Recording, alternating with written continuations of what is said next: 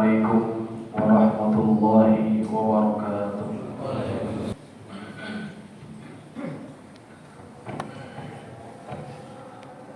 Innal hamdalillah nahmaduhu wa nasta'inuhu wa nastaghfiruh wa na'udzu billahi min shururi anfusina wa min sayyiati a'malina. Man yahdihillahu fala mudilla lahu wa man yudlil fala hadiya lahu. Ashhadu an la ilaha illallah wahdahu la syarika lahu wa ashhadu anna sayyidana Muhammadan abduhu wa rasuluh.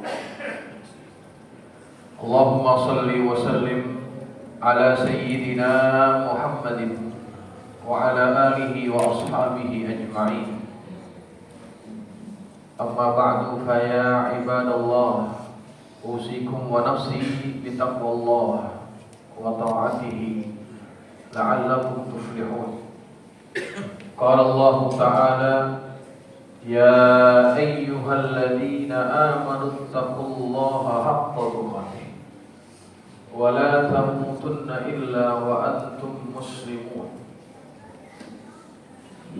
Ma'asyiral hadirin, jamaah sidang Jumat yang dirahmati Allah, melalui mimbar yang mulia ini khatib mengajak kepada seluruh jamaah untuk kita sama-sama meningkatkan ketakwaan kita kepada Allah. Semakin kita taat, semakin kita berusaha menjalankan apa yang diperintah, menjauhi apa yang dilarang Allah. Karena dengan ketakwaan itulah kita akan menghadap Allah dengan membawa bekal yang paling berguna. Wa tazawwadu fa inna khairaz zadi taqwa. Mudah-mudahan setiap Jumat di mana kita diingatkan untuk meningkatkan takwa kita, maka meningkat juga ketakwaan kita kepada Allah Subhanahu wa ta'ala. Hadirin jamaah yang dirahmati Allah, sudah lebih dari 100 hari saudara-saudara kita di Palestina dalam keadaan ketakutan, dalam keadaan menderita, dizolimi. Sudah begitu banyak nyawa yang hilang, tempat tinggal yang hancur, fasilitas-fasilitas umum yang dihancurkan, dibinasakan. Dan hari ini masih terus berlanjut di saat kita di sini masih dalam keadaan serba senang, serba nyaman, serba mudah. Saudara-saudara kita yang ada di Palestina, mereka dalam keadaan serba kesusahan. Kapan-kapan saja nyawa mereka bisa hilang. Kalau kita hari ini tidur dalam keadaan kedua belah mata kita tertutup, maka saudara kita yang ada di sana mungkin tidurnya dengan mata sebelah. Yang satunya lagi memperhatikan kalau malam itu jatuh bom yang dihujani oleh Zionis. Tapi jamaah yang dirahmati Allah, dalam tempoh 3 bulan lebih ini kita masih lihat bagaimana teguhnya, bagaimana kokohnya hati para pejuang-pejuang Palestina yang mereka ingin terus memperjuangkan kemerdekaan tanah airnya. Tidak ada kata mundur. Bahkan yang kita dengar hari ini, orang-orang yang menjajah mereka dalam keadaan serba kesusahan. Ada perkara yang membuat orang-orang barat menjadi keheranan. Bagaimana bisa orang yang hidup dalam serba susah, makanan susah, minuman susah, sumber-sumber kehidupan, air, bahan api dan sebagainya dibatasi, tapi mereka masih bisa survive. Dan kita masih bisa melihat senyuman di wajah mereka. Bahkan ketika ada keluarga mereka yang meninggal, mereka masih bisa mengucapkan kalimat Alhamdulillah. Orang-orang di barat merasa keheranan, apa sumber kekuatan mereka sehingga dalam keadaan yang serba susah itu mereka begitu tegar, dan mereka akhirnya mendapatkan jawaban. Yang jawaban itu disampaikan oleh orang Gaza sendiri. Sumber kekuatan mereka adalah Al-Quran. Sumber kekuatan mereka adalah Al-Quran. Setelah itu banyak orang-orang di barat yang ingin lebih mendalami apa sebetulnya yang disampaikan Quran kepada kaum muslimin, sehingga mereka bisa begitu kokoh, begitu gigih, begitu tegar dalam menghadapi ujian hidup yang begitu berat. Di antara ayat yang Allah sampaikan di dalam Al-Quran yang menjadi salah satu pegangan mereka, kata Allah Subhanahu wa ta'ala, "Wala tahinu wala tahzanu wa antumul a'launa in kuntum mu'minin." Jangan kalian merasa hina, jangan kalian merasa kalah, jangan kalian merasa sedih. Kalian adalah lebih tinggi derajatnya dibandingkan mereka jika kalian beriman kepada Allah. Iyam saskum korhun faqad massal qauma qarhum mithlu. Jika kalian mendapatkan luka, ketahuilah mereka juga mendapatkan luka yang sama seperti kalian. Wa tilkal ayyamu nudawiluha bainan nas. Itulah di mana Allah akan pergilirkan di antara manusia. Kalau hari ini kalian belum mendapatkan kemenangan, satu saat yakinlah Allah akan memberikan kemenangan kepada kalian. Semangat yang mereka dapatkan itu mereka peroleh dari tarbiyah Qur'aniyah, sehingga kita lihat bagaimana tegarnya hati orang-orang Gaza. Kalau kita yang mengalami ujian hidup seperti itu, saya yakin kita tidak akan sekuat mereka. Apa alasannya? Karena hubungan kita dengan Al-Quran tidak sebaik hubungan orang-orang Gaza terhadap Al-Quran. Ucapan ini bisa dibuktikan, Pak. Bagaimana hubungan kita sebetulnya jauh dengan Quran. Ada data yang dikeluarkan oleh Kementerian Agama tahun 2023 dari penduduk muslim yang berjumlah 230 juta lebih kurang. 65% di antara penduduk muslim di Indonesia itu tidak bisa baca Al-Quran. Itu fakta. Kita banyak, tapi banyak juga yang tidak bisa baca Al-Quran, alias buta huruf Al-Quran. Itulah kenyataan bagaimana hubungan kita dengan Quran. Jangan cerita kita menggali maknanya, kita menggali isinya, kalau kita bacanya saja kita tidak bisa. Dan tidak ada keinginan untuk kita bisa membacanya. Maka tadi saya katakan, kalau ujian itu datang kepada kita, saya yakin tidak bisa bertahan selama mereka. Karena kita punya kedekatan dengan Quran masih begitu jauh. Hadirin jamaah yang dirahmati Allah, ada sebuah ayat dalam Quran, yaitu surah Al-Furqan ayat 30. Allah mengabadikan apa yang Nabi keluhkan terhadap kaumnya. Wa idz qala ar-rasul ya rabbi inna qaumi ittakhadhu hadzal qur'ana mahjura. Dan ketika Rasul yakni Nabi Muhammad sallallahu alaihi wasallam berkata, ya rabbi, wahai Tuhanku, inna qaumi, sesungguhnya kaumku, ittakhadhu hadzal qur'ana mahjura, telah menjadikan Quran ini sebagai sesuatu yang diabaikan. Nabi mengadu kepada Allah tentang sikap kaumnya.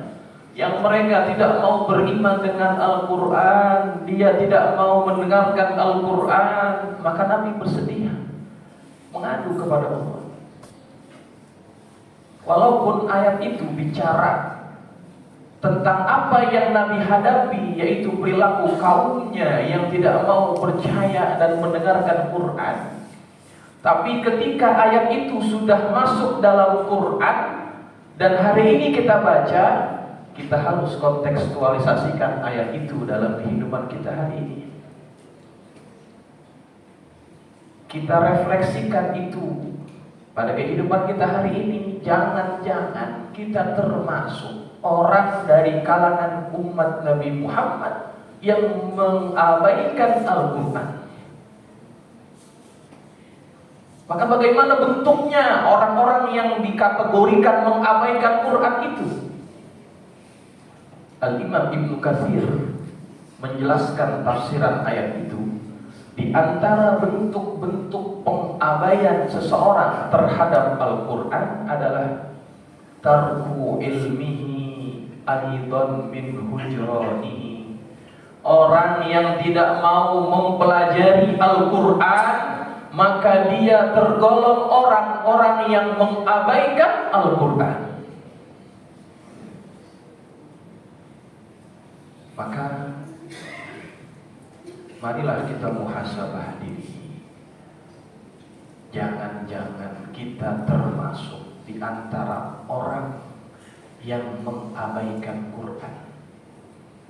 Hari ini kita nggak bisa baca Quran dan kita tidak berkeinginan mempelajari Al-Quran itu. Dan ingat jamaah, kita akan berada pada satu keadaan di mana kita akan berhadapan dengan Allah. Allah akan pertanyakan dan minta pertanggungjawaban terhadap kita. Di dalam satu hadis, Nabi SAW bersabda, "La tazulu qadama 'abdin yaumal qiyamati hatta yus'ala an arba'." Tidak akan bergerak, tidak akan beranjak kedua kaki seorang hamba pada hari kiamat sehingga akan ditanyakan kepada dia tentang 4 pertanyaan. Apa di antara yang Allah akan pertanyakan itu? Allah minta pertanggungjawabannya terhadap kita. An umrihi fima afnah. Allah akan tanya kita tentang umur yang Allah berikan kepada kita. Untuk apa saja kita habiskan umur yang Allah berikan itu? Ada orang yang umurnya dikasih 60 tahun, 50 tahun, 70 tahun, atau mungkin 80 tahun dia hidup di dunia. Ketika dia mati gak bisa baca Quran. Kemudian nanti ditanya oleh Allah, untuk apa saja umur yang aku berikan? Ketika Allah tahu kita gak bisa baca Quran, kita mau ngomong apa di hadapan Allah? Kita mau kasih alasan, ya Allah saya sibuk, saya banyak urusan, bisnis saya harus saya handle, meeting harus pergi ke sana kemari, bertemu dengan klien dan sebagainya. Alasan itu yang ingin kita kasih. Allah akan mudah menunjuk salah seorang hambanya, yang hambanya itu juga seorang businessman, seorang usahawan, bahkan bilioner. Dia juga seorang pemimpin, segala-galanya dia punya. Dia lebih kaya daripada kita. Siapa orang tersebut? Allah tinggal tunjuk, hambaku ada, namanya Utsman bin Affan. Dia juga punya urusan dunia dengan kamu, sama seperti kamu. Dia juga punya bisnis. Bahkan dia adalah pemimpin. Banyak urusan yang dia urus, tapi dia punya hubungan dengan Quran baik. Lebih kaya daripada kamu. Alasan itu tidak akan diterima oleh Allah Subhanahu wa Ta'ala.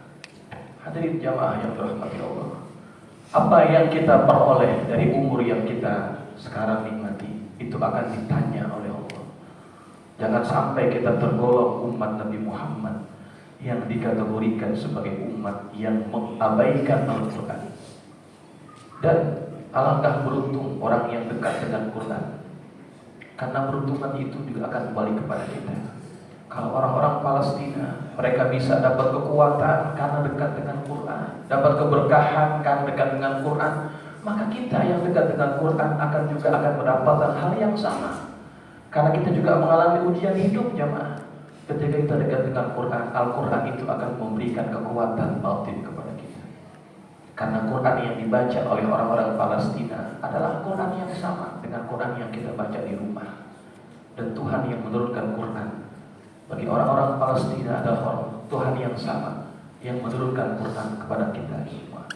Maka jamaah yang dirahmati Allah, mudah-mudahan khutbah yang singkat ini ada sedikit pencerahan untuk kita semua. Kalau hari ini kita masih belum bisa baca Quran, jangan sampai kita mati dalam keadaan kita nggak bisa baca Quran.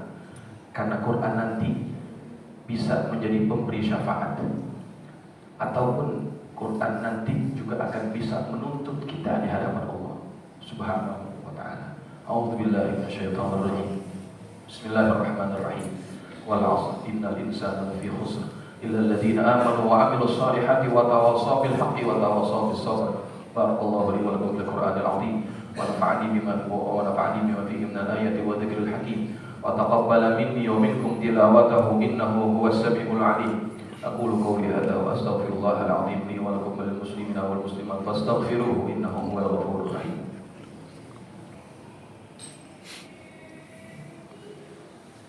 Alhamdulillahilladzi ja'alana minal muslimin wa razaqana minat thayyibat. Asyhadu an la ilaha illallah wahdahu la syarika lah wa asyhadu anna sayyidana Muhammadan abduhu wa rasuluh. Allahumma salli wa sallim ala sayyidina Muhammadin wa ala alihi wa ashabihi ajma'in. Amma ba'du fa ya ibadallah, usikum wa nafsi bitaqwallah wa ta'atihi la'allakum tuflihun. Wa'lamu anna Allah amarakum bi amrin bada'a fihi bi nafsihi wa thanna bi malaikatihi al-musabbihati bi qudsihi wa qala ta'ala inna Allaha wa malaikatahu yusalluna 'alan nabi ya ayyuhalladzina amanu sallu 'alaihi wa sallimu taslima. Allahumma 'alal khulafa'ir rasyidin ساداتنا أبي بكر وعمر وعثمان وعلي وبقية الصحابة والتابعين وتابع التابعين ومن تبعهم بإحسان إلى يوم الدين وعنا معهم برحمتك يا أرحم الراحمين. اللهم اغفر للمسلمين والمسلمات والمؤمنين والمؤمنات الأحياء منهم والأموات إنك سميع قريب مجيب الدعوات يا قاضي الحاجات برحمتك يا أرحم الراحمين. اللهم أعز الإسلام والمسلمين وأذل الشرك والمشركين ودمر أعداءك أعداء الدين. اللهم انصر إخواننا المسلمين في فلسطين.